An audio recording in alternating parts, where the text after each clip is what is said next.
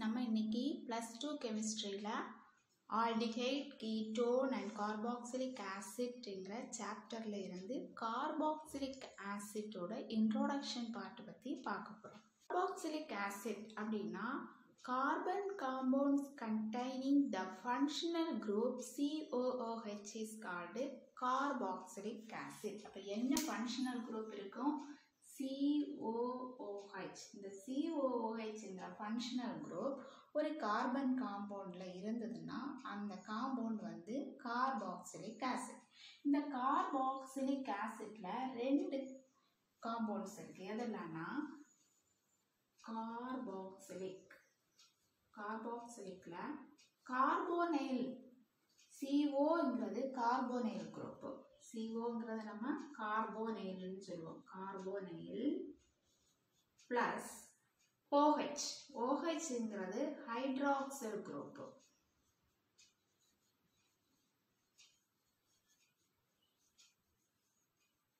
இப்போ கார்போனைல் குரூப்பும் ஹைட்ராக்சில் குரூப்பும் சேர்ந்து நமக்கு கிடைக்கக்கூடியது தான் carboxyl group COOH.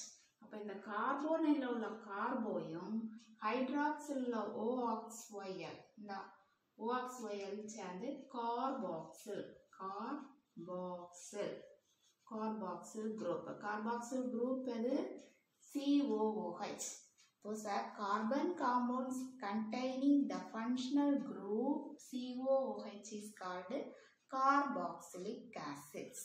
Then this carboxylic acid may be aliphatic or aromatic depending upon the alkyl groups or aryl groups attached. இப்போ அங்கே இருக்கக்கூடிய சைட் செயினில் அல்கைல் குரூப் அட்டாச் ஆகிருந்தா அதை நம்ம அலிஃபேட்டிக் கார்பாக்சிலிக் ஆசிட்னு சொல்லுவோம். அதே நேரத்தில் அந்த சைட் செயினில் அரைல் குரூப்ஸ் அட்டாச் ஆகிருந்தா அதை வந்து நம்ம அரோமேட்டிக் கார்பாக்சிலிக் ஆசிட். இப்போ for example acetic acid formula என்னது? CH3COOH. இந்த CH3ங்கிறது நமக்கு ஒரு அல்கைல் குரூப். அப்போ இது வந்து aliphatic carboxylic acid.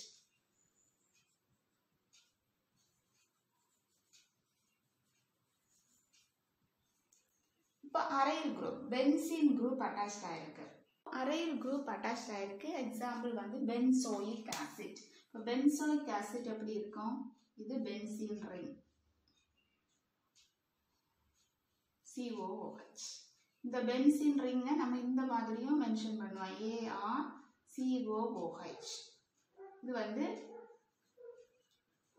aryl carboxylic acid, benzoic acid. Benzoic acid is an example of aryl carboxylic acid.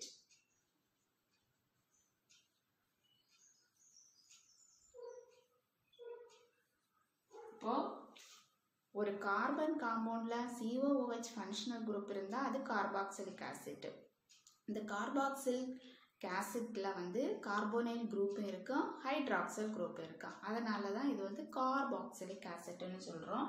இந்த கார்பாக்சிலிக் ஆசிட்ஸ் வந்து அலிஃபேட்டிக்காகவும் இருக்கும், அரோமேட்டிக்காகவும் இருக்கும். Depending upon the side chain is attached with alkyl or aryl group. அல்கைல் குரூப் அட்டாச் ஆகியிருந்த aliphatic carboxylic acid, aryl group attach ஆகியிருந்தா அரோமேட்டிக் கார்பாக்சிலிக் ஆசிட் அப்படின்னு சொல்லுவோம். Some higher number of carboxyl groups are attached is called fatty acids. இப்போ fatty acids சொல்கிறது வந்து நிறைய நம்பர் ஆஃப் அலிஃபேட்டிக் குரூப்ஸ் வந்து இந்த கார்பாக்சிலிக் ஆசிட்ல அட்டாச் ஆகிருக்கும்.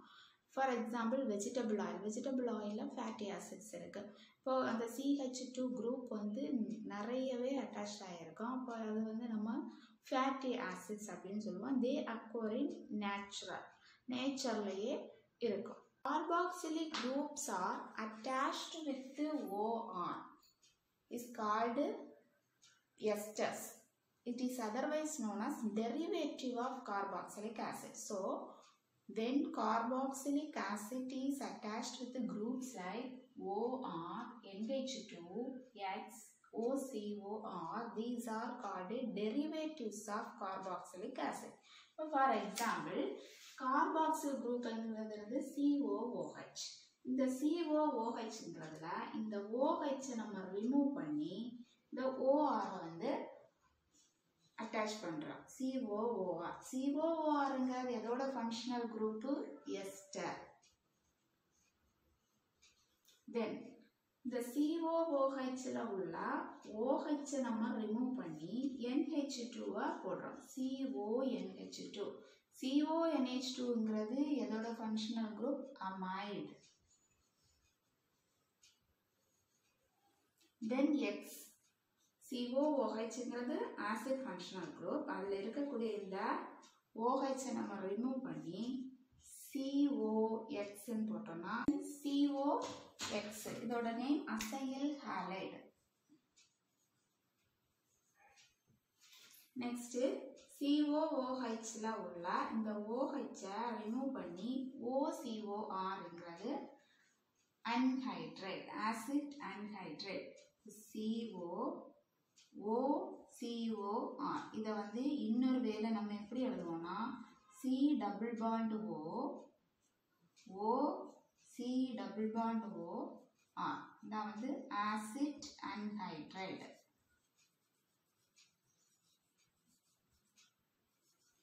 இப்போ ஆசிட் குரூப்பில் இந்த மாதிரி ஃபங்க்ஷனல் குரூப்ஸ் எல்லாம் ஜாயின்ட் ஆகும்போது நமக்கு இன்னொரு ஃபங்க்ஷனல் குரூப் கிடைக்குது. இப்போ ஆசிட் குரூப் கூட ORங்கிற குரூப் ஜாயின்ட் ஆயிடுச்சுன்னா ester, COOR. NH2 group joint ஆயிடுனா அமைடு. குரூப் ஜாயின்ட் ஆயிடுச்சுன்னா halide, acyl halide. Then OCOR group joint ஆயிடுச்சுன்னா acid anhydride. Then there are large number of carboxylic acids are found in nature. Formic acid. இந்த formic acid எதுல found ஆயிருக்கு? Red ஆண்ட்ஸோட ஸ்டிங்ல வந்து found ஆயிருக்கும். Formic acid formula HCOOH. Formic acid. இந்த formic acid எங்க இருக்கு? Red and ஸ்டிங்ல இருக்கும்.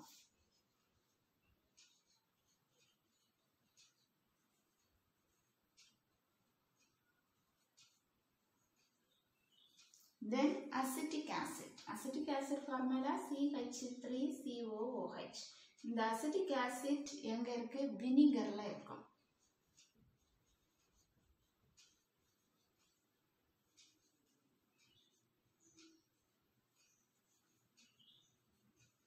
Then oxalic acid.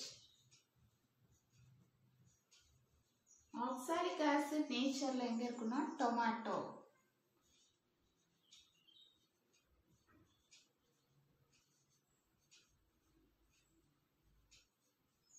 Then tartaric acid is present in grapes.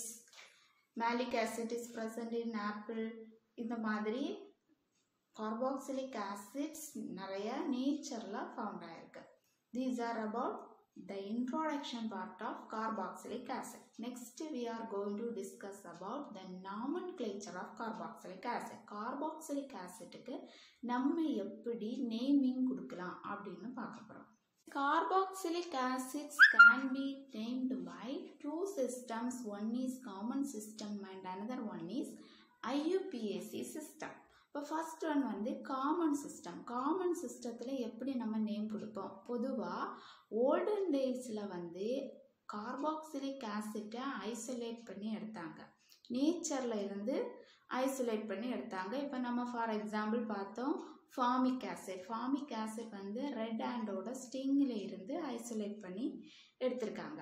அப்போ இதுக்கு வந்து காமன் நேம் வந்து எப்படி கொடுத்தாங்கன்னா அந்த ஆசிட்டோட நேச்சுரல் சோர்ஸோட ஒரு நேம் வந்து லாட்டின்லேயோ கிரீக்லேயோ இருக்கும். அந்த நேமை வச்சு தான் அந்த கார்பாக்சிலிக் ஆசிட்டுக்கு காமன் நேம் கொடுத்தாங்க. இப்போ ஃபார் எக்ஸாம்பிள் ஃபார்மிக் ஆசிட்டுங்கிற நேம் கொடுத்துருக்காங்க. அந்த ஃபார்மிக் ஆசிட்டில் அவங்க ஃபார்மிகா அப்படிங்கிறது வந்து லாட்டின் வேர்டு. அந்த ஃபார்மிகாங்கிற லாட்டின் வேர்டோட மீனிங் வந்து ஆண்ட்.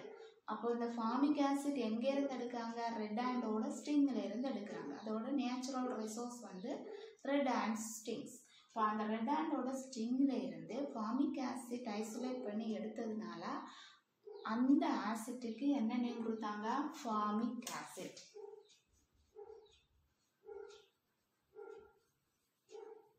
அதுபோல் வினிகர். அசிட்டம், லாட்டின்ல அசிட்டம்ங்கிற வேர்டோட மீனிங் வந்து வினிகர். அப்போ வினிகர்ல இருக்கக்கூடிய ஆசிட் வந்து என்னது? Acetic acid.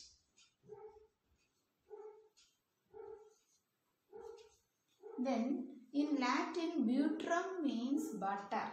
இப்போ rancid butterல இருந்து butyric acid வந்து ஐசோலேட் பண்ணி எடுத்தாங்க. அதுக்கு பேரு butyric acid. இது எங்க இருந்து ஐசோலேட் பண்ணாங்கன்னா rancid அப்படின்னா கெட்டு போன பட்டர், rancid butter. இப்போ இந்த மாதிரி தான் காமன் நேமிங் சிஸ்டம் கொடுத்தாங்க. அதே மாதிரி நம்ம இங்கே எல்லாத்துலேயுமே கவனிக்க வேண்டிய ஒன்று இருக்குது. என்னென்னா இந்த காமன் நேமிங் சிஸ்டத்தில் நம்ம வந்து லாஸ்ட்டில் வந்து IC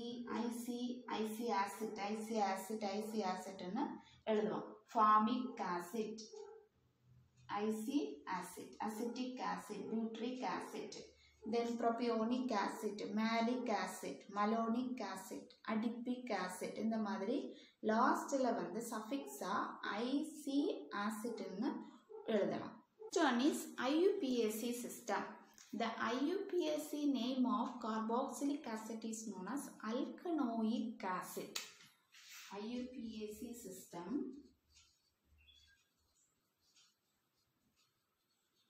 The IUPAC name of carboxylic acid is alkanoic acid. இப்போ IUPAC நேம் நம்ம எழுதும்போது அதோட சஃபிக்ஸா OIC ஆசிட்னு சேர்த்து எழுதணும். இப்போ ஃபார் எக்ஸாம்பிள் மீத்தேன் ஃபார்மில் ஒரு ஆசிட் இருக்குது நம்மக்கிட்ட. அப்போ அதில் இருக்கக்கூடிய இந்த ஈங்கிற லெட்டரை ரிமூவ் பண்ணிட்டு மீத்தனோயிக் ஆசிட், மெத்தனோயிக் ஆசிட். மீத்தேன்ல இருக்கக்கூடிய ஈங்கிற லெட்டரை ரிமூவ் பண்ணி OIC கூட ஆசிட் நம்ம சேர்த்து IUPAC நேம் எழுதும்போது எழுதுவோம். இப்போ இந்த மெத்தனோயிக் ஆசிட்டுக்கு எக்ஸாம்பிள் அது எதோடது? ஃபார்மிக் ஆசிட்டோட IUPAC நேம் தான் வந்து மெத்தனோயிக் ஆசிட். ஏன்? ஒரு கார்பன், மீத்தேன்னா ஒரு கார்பன் இருக்கும். இப்போ இங்கே ஒரு கார்பன் இருக்கு. அதுக்கப்புறமா நம்பரிங் நம்ம கொடுக்கும்போது கார்பாக்சில் குரூப்ல இருக்கக்கூடிய கார்பனுக்கு தான் ஃபர்ஸ்ட் நம்பர் கொடுக்கணும். அப்போ இதில் ஒரு கார்பன் இருக்கு. இப்போ நெக்ஸ்ட் வந்து அசிட்டிக் ஆசிட் CH3COOH. அசிட்டிக் ஆசிட்ங்கிறது காமன் நேம். இப்போ இதுக்கு நம்ம இப்போ IUPAC நேம் எழுதலாம். IUPAC நேம் எழுதும்போது இதில் வந்து 2 கார்பன் இருக்கு. 2 கார்பன் இருக்கும்போது அது என்னது? ஈத்தேன் அப்படின்னு சொல்லுவோம். 2 கார்பன் இருக்கக்கூடிய ஒரு காம்பவுண்ட அந்த அல்கேன் நேம் வந்து ஈத்தேன். அதில் இருக்கக்கூடிய இந்த ஈங்கிற லெட்டரை ரிமூவ் பண்ணி எத்தனோயிக் ஆசிட்.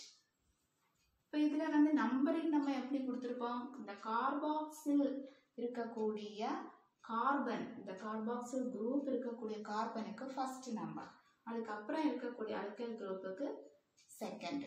அதுதான் செகண்ட் கார்பனாக கன்சிடர் பண்ணணும். அப்போ இங்கே 2 கார்பன் இருக்கு. 1 2 கார்பன் இருக்கிறதுனால தான் இதை வந்து நம்ம ஈத்தேன் அப்படின்னு சொல்லியிருக்கோம். ஈத்தேன்ல இருக்கக்கூடிய ஈங்கிற லெட்டரை ரிமூவ் பண்ணி OIC acid by ethanoic acid. Propionic acid, propionic acid இது வந்து காமன் நேம். இப்போ ப்ரோபியோனிக், ப்ரோப்பேன் அப்படின்னாலே எத்தனை கார்பன் இருக்கணும்? 3 கார்பன் இருக்கணும். அப்போ ஃபர்ஸ்ட் கார்பன் வந்து நமக்கு ஆசிட் ஃபங்க்ஷனல் குரூப். அதுக்கப்புறம் இருக்கக்கூடியது வந்து CH2 CH3. ஏன்னா 3 கார்பன் இருக்கணும். 1 2 3. இப்போ இதுக்கு நம்ம IUPAC நேம் எழுதணும். 3 கார்பன் இருந்தா என்னது? அல்கேன் ஃபார்ம்ல ப்ரோப்பேன். இந்த ப்ரோப்பேன்ல லாஸ்ட்ல இருக்கக்கூடிய ஈங்கிற லெட்டரை நம்ம இப்போ ரிமூவ் பண்ணணும். இதை வந்து ரிமூவ் பண்ணிட்டு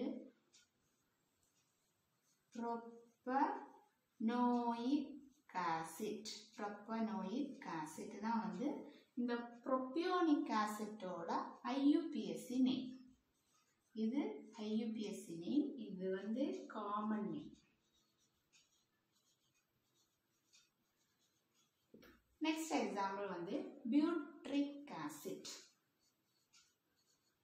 இந்த பியூட்ரிக் ஆசிட் எங்க இருந்து ஐசோலேட் பண்ணி எடுக்கிறாங்க? ரான்சிட் பட்டர். Butyric acid. இப்போ பியூட்டேன் அப்படின்னா 4 கார்பன் இருக்கணும். இப்போ ஃபர்ஸ்ட் கார்பன்ல நம்ம acid functional group CH2 CH2 CH3 1 2 3 4. இதுக்கு IUPAC நேம் பியூட்டேன்ங்கிற அல்கேன் நேம். அதில் இருக்கக்கூடிய இந்த ஈயை கேன்சல் பண்ணி butanoic acid. Butanoic acid. Next example oxalic acid. Oxalic acid எப்படி எழுதணும்? COOH COOH. இப்போ இங்க 2 கார்பன் இருக்கு. 1 2. 2 கார்பன் இருந்தா அதோட அல்கைன் ஃபார்ம் எப்படி இருக்கும்? ஈத்தேன். ஈத்தேன்ல இருக்கு. 2 ஆசிட் குரூப் இருக்கு. அப்ப இங்க நம்ம எப்படி எழுதணும்னா ஈத்தேன் டைஓயிக் ஆசிட். ஏன் dioic acid? 2 carboxylic functional group இருக்கு. அதனால டைஓயிக் ஆசிட். ஈத்தேன் அல்கேன் ஃபார்ம்ல 2 கார்பன் இருக்கிறதுனால இதை வந்து ஈத்தேன் அப்படின்னு சொல்லுவோம். Ethane dioic acid. இப்போ மேலிக் ஆசிட். மேலிக் ஆசிட் எப்படி இருக்கும்? COOH CH2 COOH. இப்போ இங்க 3 கார்பன் இருக்கு. இது வந்து oxalic acid. Common name oxalic acid. அதோட IUPAC நேம் என்னது? Ethane dioic acid. Example malonic acid. COOH CH2 COOH malonic acid.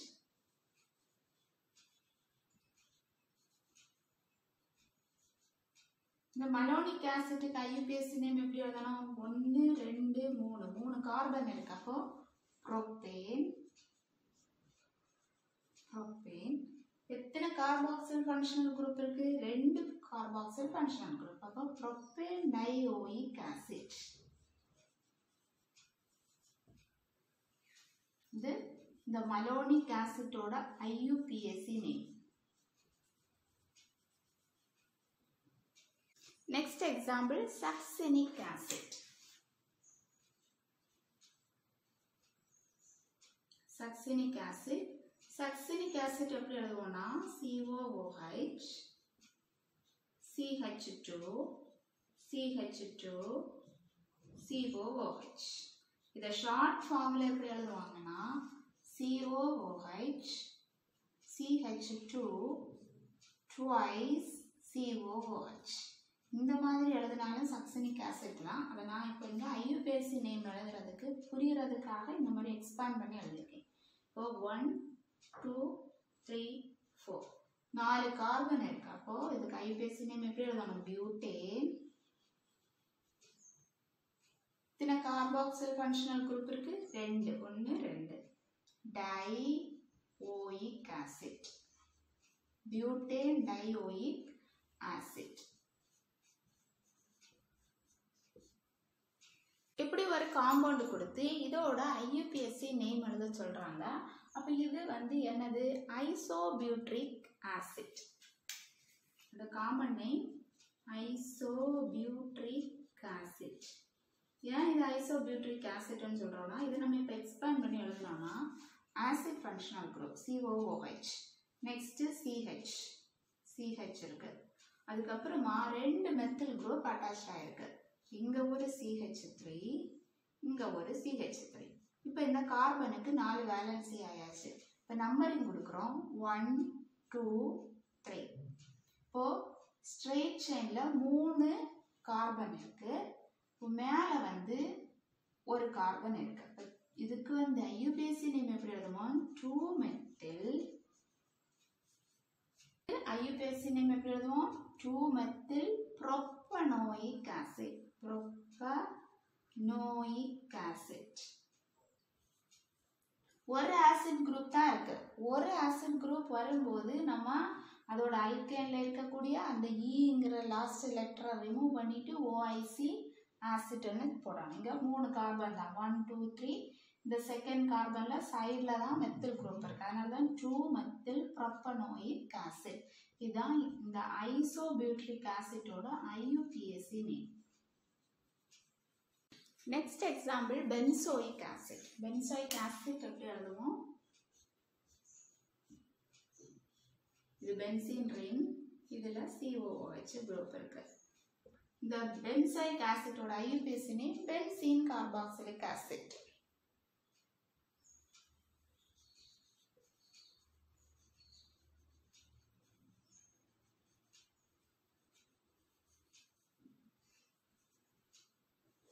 Example is phenyl acetic acid. Phenyl acetic acid na benzene ring. இதுல CH2COOH. Phenyl acetic acid.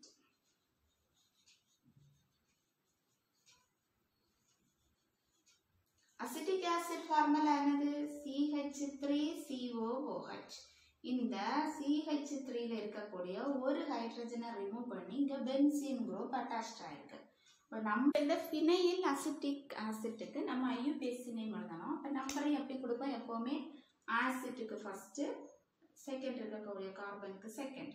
இப்போ second கார்பனில் phenyl group வந்து attached ஆயிருக்கு. இப்போ 2 phenyl, எத்தனை carbon இருக்கு? 2 carbon. Ethanoic acid.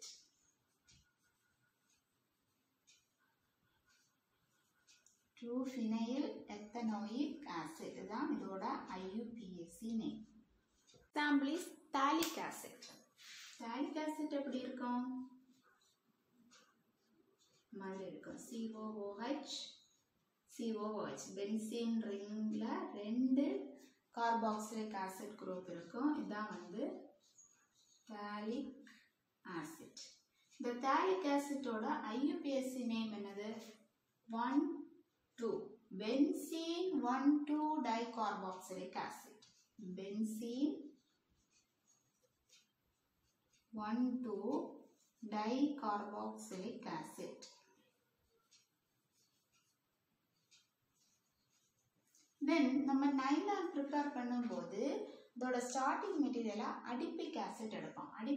இப்போ இந்த adipic ஆசிட்டோட formula என்னதுன்னா CH2 4 times COOH.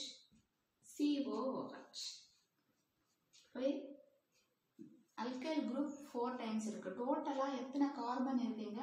1. இப்போ 4 இருக்குங்க. 4 + 1 5 6. அப்போ 6 கார்பன் இருக்கு. 6 கார்பன்னா அதோட அல்கைல் ஃபார்ம் வந்து ஹெக்சேன் அப்படின்னு சொல்றோம். இங்க 2 கார்பாக்சிலிக் குரூப் இருக்கு, அதனால ஹெக்சேன் டைஓயிக் ஆசிட். இது IUPAC நேம். இதோட காமன் நேம் என்னது?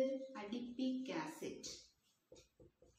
இந்த அடிபிக் ஆசிட் வந்து நம்ம நைலான் ப்ரிப்பரேஷன்ல ஸ்டார்டிங் மெட்டீரியலா எடுப்போம். இதோட IUPAC name hexane dioic acid.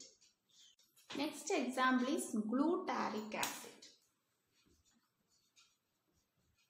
Glutaric acid. The glutaric acid formula CH2 thrice COOH.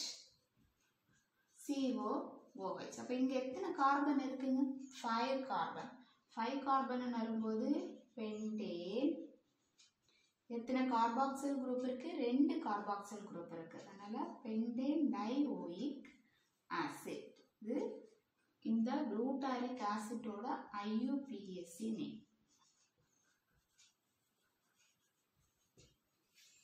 So friends, நம்ம இந்த வீடியோ செஷன்ல கார்பாக்சிலிக் ஆசிட்னா என்ன, இந்த கார்பாக்சிலிக் ஆசிட்டோக்கு எப்படி நம்ம IUPAC சிஸ்டம் படியும் காமன் நேம் சிஸ்டம் படியும் நேமிங் பண்ணலாம் அப்படின்னா நாமன்கிளேச்சர் ஆஃப் கார்பாக்சிலிக் ஆசிட் பற்றி பார்த்தோம். இந்த வீடியோ செஷன் உங்களுக்கு பிடிச்சிருக்குன்னு நினைக்கிறேன். Thanks for